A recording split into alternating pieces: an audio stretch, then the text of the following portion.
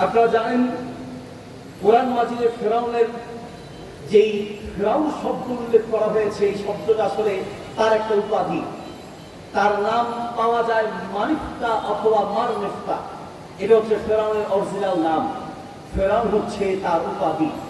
এই উপাধি দিয়ে আল্লাহ রাব্বুল আলামিন কোরআন মাজিদে পূর্ববর্তী কিছু জালিমদের ইতিহাস তুলে ধরেছেন। আপনারা জানেন কোরআন মাজিদ কোন প্রকারের ইতিহাসের কোন গল্পের কোন বই নয়, গল্পের কোন কিতাব নয়।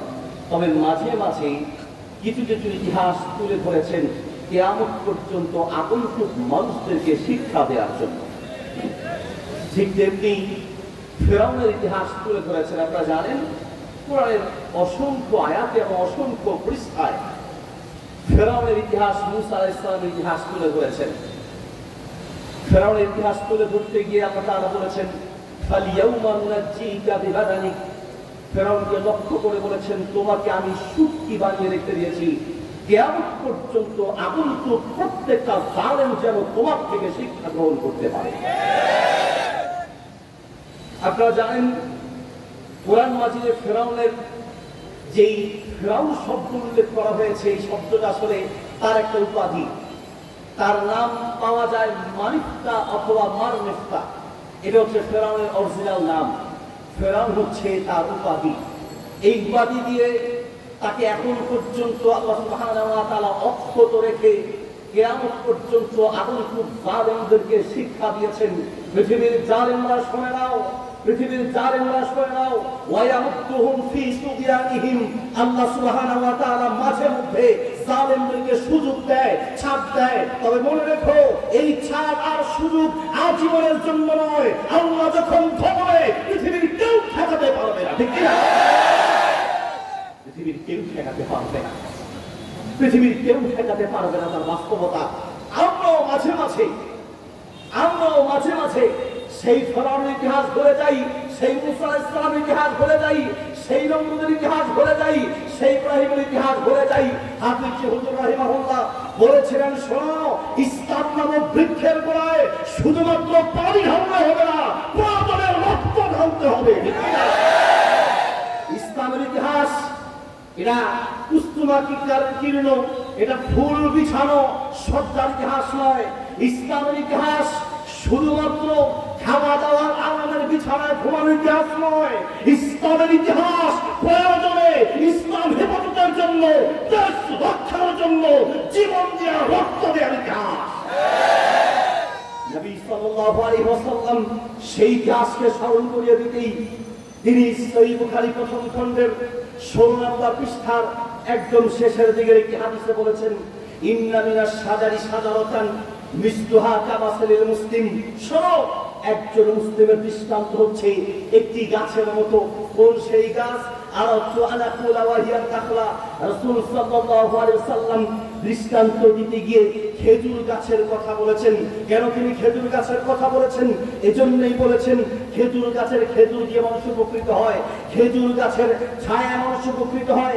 একটি বৃক্ষ তার সর্ব অঙ্গ দিয়ে মানুষের উপকার করবে, ঠিক তেমনি একজন মুসলিম তার সর্ব অঙ্গ দিয়ে মানুষের উপকার করবে। তবে খেজুর গাছের দৃষ্টান্ত দিতে গিয়ে যেহেতু খেজুর গাছের কথা বলেছেন, সেই গাছে কাটার একটা স্বভাব আছে, কাটার স্বভাব।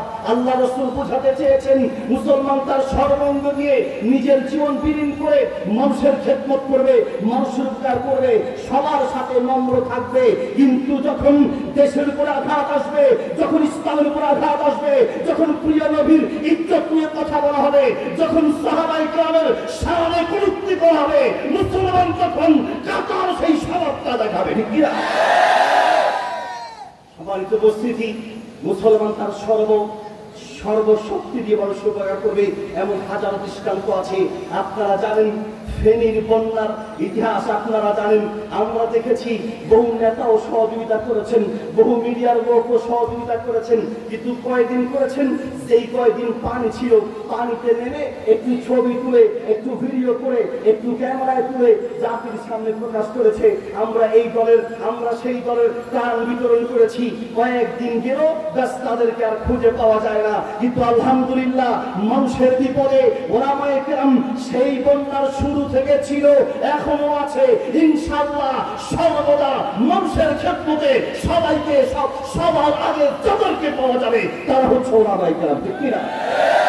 আমরা অবাক হয়ে যাই, বিগত বছরগুলোতে আপনারা দেখেছেন এক একটা মাহফিল, এক একটা ইসলামিক প্রোগ্রাম, এক একটা ইসলামিক সেমিনার করার জন্য মাশাআল্লাহ থানায় অনুমতির জন্য যেতে যেতে পায়ের জুতা পর্যন্ত ক্ষয়ে গিয়েছে।